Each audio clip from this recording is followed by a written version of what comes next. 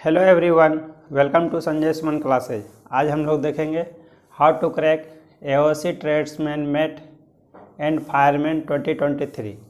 तो यह जो है रिक्रूटमेंट जो है आर्मी ऑर्डिनेंस कॉर्प्स सेंटर के द्वारा किया जाना है। तो अप्लाइंग डेट इसके लिए 6 फरवरी 2023 से 26 फरवरी 2023 तक अप्लाई कर सकते हैं।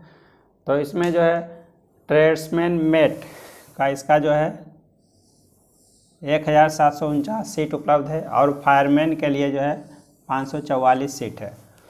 एज लिमिट इसके लिए जो है एज लिमिट आपका जो है 18 to 25 years for general category और SC ST OBC कैंडिडेट के लिए जो है गवर्नमेंट ऑफ इंडिया के द्वारा नियमानुसार छूट उपलब्ध है।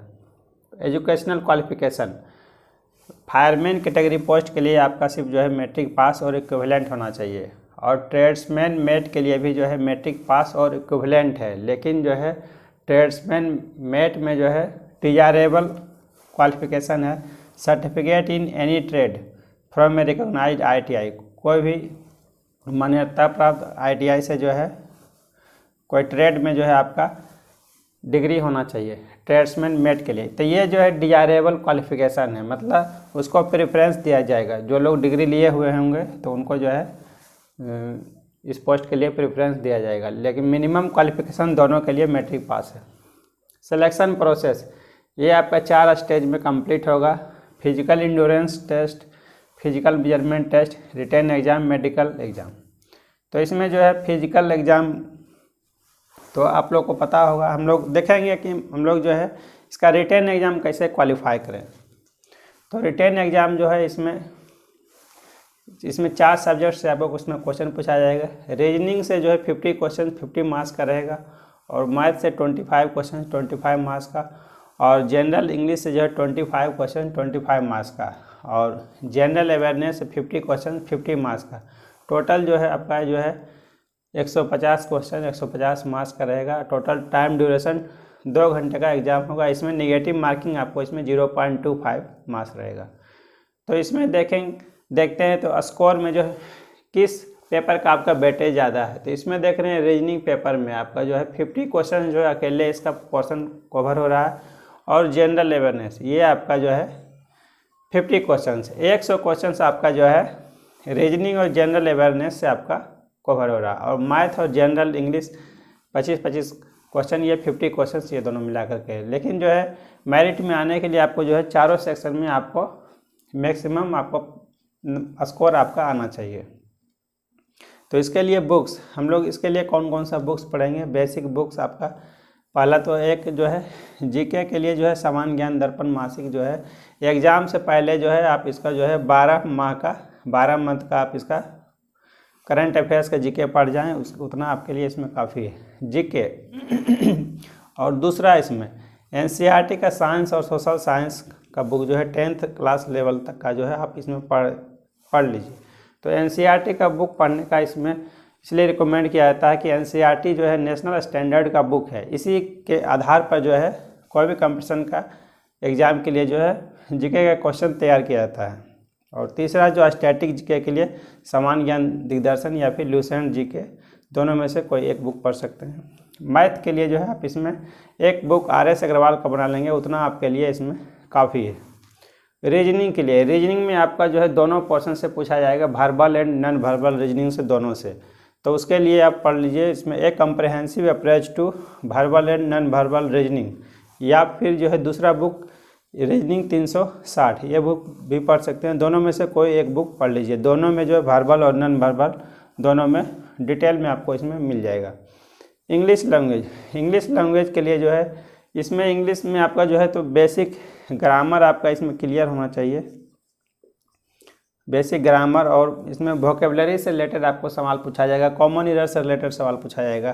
तो इसके लिए पहला बुक जो है practical guide to English grammar, ये आपका बेसिक बुक एक इंग्लिश ग्रामर का है, इससे आपका पूरा कंप्लीट हो जाएगा। और दूसरा इसमें कॉमन एरर से रिलेटेड सवाल पूछा जाता है, तो उसके लिए जो है उसके लिए दूसरा बुक का प्रैक्टिस करेंगे। इसमें correct your common error in English ये दूसरा बुक इसमें बना लेंगे। इसमें कॉमन एरर से रिलेटेड काफ़ी सवाल इसमें सॉल्व किया गया है।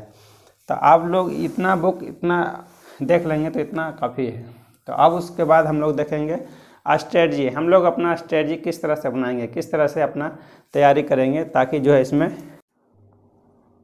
तो हम अपना स्ट्रेटजी को जो है 2 भागों में बांटेंगे। पहला जो है 50% टाइम जो है सब्जेक्ट स्टडी के लिए देंगे, तो 50% टाइम फॉर सेल्फ असेसमेंट, इसको हम लोग आत्ममूल्यांकन बोलते हैं। तो सब्जेक्ट स्टडी में हम लोग अपना स्ट्रेटजी किस तरह से बनाएंगे, select 1 book for each subject.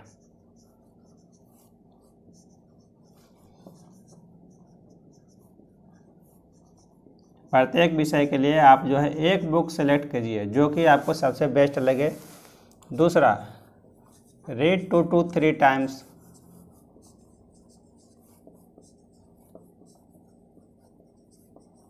Same book, एक ही बुक को जो है आप 2 से 3 बार आप इसको अवश्य पढ़ने का प्रयास करें। तीसरा, सेलेक्टिव स्टडी कीजिए।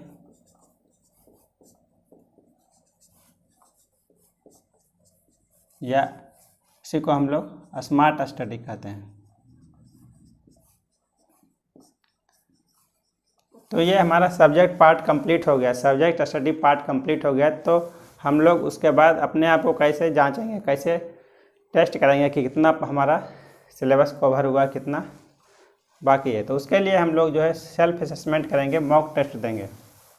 तो इसके लिए जो है प्रीवियस ईयर का क्वेश्चन बैंक लीजिए,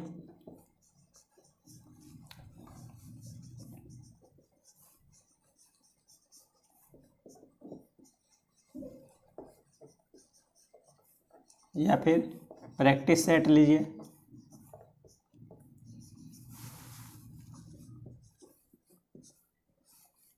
या फिर मॉक टेस्ट लीजिए कोई भी।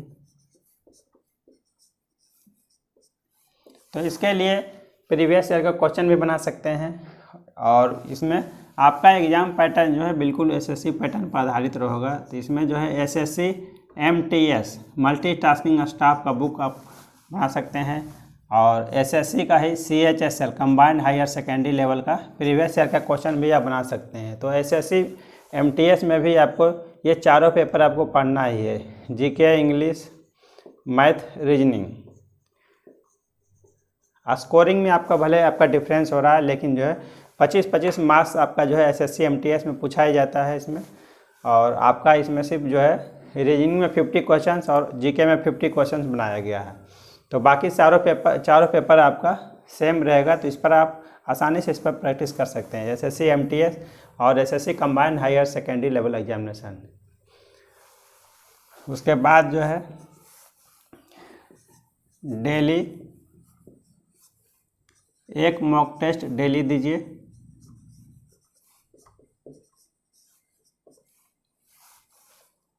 और 100 मॉक टेस्ट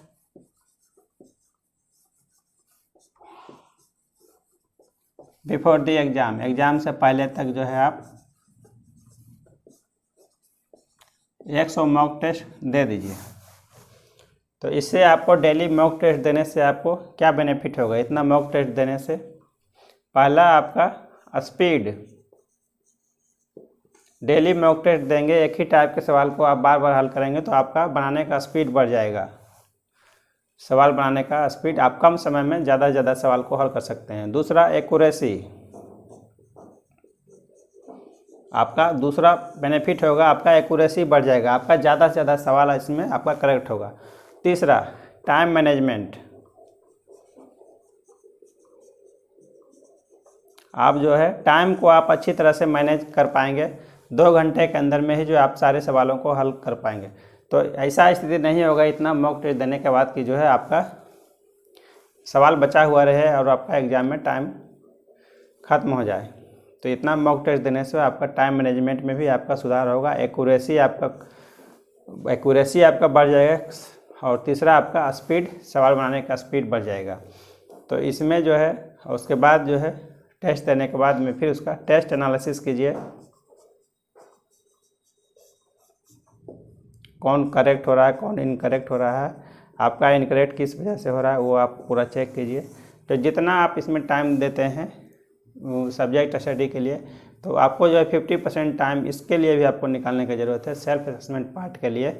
आपका ये इसमें सब्जेक्ट स्टडी पार्ट थोड़ा कम भी रहेगा, लेकिन आपका प्रैक्टिस अगर अच्छा रहेगा तो अभी आप इसमें क्वालिफाई कर सकते हैं। 80% मिनिमम आप जो है स्कोर करेंगे तो आप जो है आसानी से इसमें सेलेक्ट हो जाएंगे। इस तरह से आप तैयारी करेंगे तो आपका सिलेक्शन हो जाएगा। Thank you for watching.